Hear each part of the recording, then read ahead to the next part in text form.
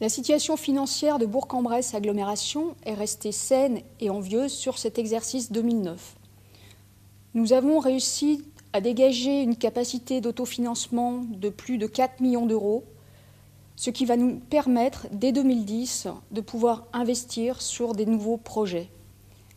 4 millions d'euros d'autofinancement, c'est ce qu'il va falloir garder comme cap tout au long de ces années de ce mandat. Nos projets d'investissement s'inscriront dans un programme pluriannuel Ambition, dans lequel nous retrouverons notamment 6 grands dossiers. Le premier grand projet de ce programme est la restructuration-construction du parc Interexpo de l'Ain.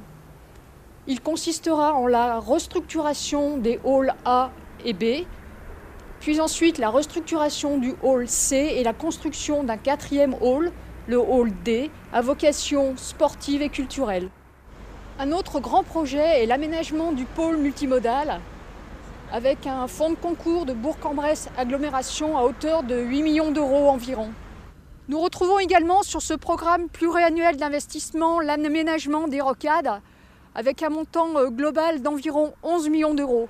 Sur ce projet, nous amenons également un fonds de concours à hauteur de 20%, puisque c'est le Conseil général qui a la maîtrise d'ouvrage de l'aménagement de ces rocades.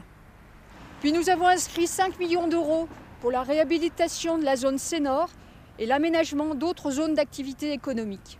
Et pour conforter son dynamisme économique, Bourg-en-Bresse Agglomération poursuivra sa politique de mutualisation de moyens et de transfert de compétences. La réforme de la taxe professionnelle, maintenant votée et applicable à partir de 2010, va inévitablement impacter nos ressources.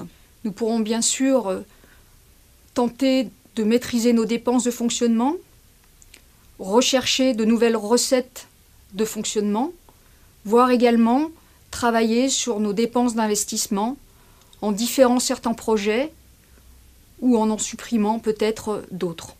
Sans être trop alarmiste, je citerai simplement Arthur Ward qui disait « Le pessimiste se plaint du vent, l'optimiste dit qu'il va changer et le réaliste ajuste ses voiles. » Nous devrons donc ajuster nos voiles et sans doute pour la première fois donner des priorités à nos actions.